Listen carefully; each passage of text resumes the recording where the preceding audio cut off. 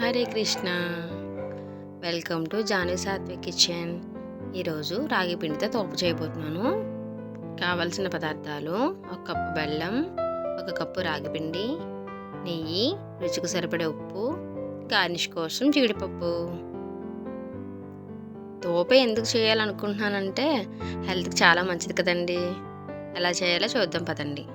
ముందుగా stove on చేసుకొని బాండి పెట్టుకొని ఒక కప్పు బెల్లం వేసుకోవాలండి.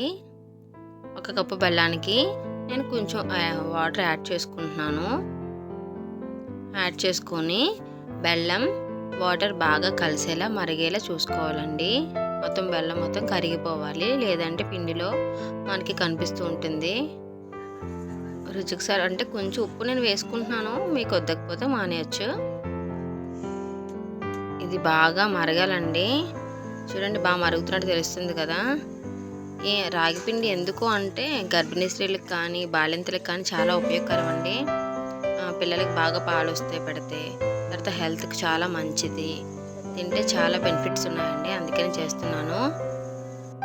ఇప్పుడు బాగా మరుగుతుంది కదండి, ఇందులో పిండి వేసుకొని బాగా కలుపుకోవాలండి. ఉండలు లేకుండా చూసుకోవాలి. ఆ బెల్లం వాటర్లో పిండి మొత్తం మిక్స్ అయిపోవాలి. మన హాస్పిటల్కి వెళ్ళి ఎన్నెన్నో డబ్బులు ఖర్చు పెడుతూ ఉంటాం కదండి. అలా కాకుండా పిల్లలకి రోజు తప్పించి రోజు కానీ చేసి ఇది పెడుతుంటే చాలా మంచిదండి.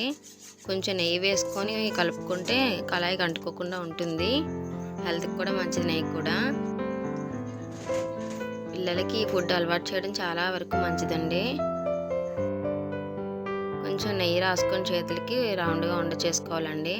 బౌల్లో సర్వ్ చేసుకొని కృష్ణుడికి నైవేద్యంగా పెట్టి తినొచ్చండి. వేడివేడిగా రాగి తోప రెడీ. హరే కృష్ణ.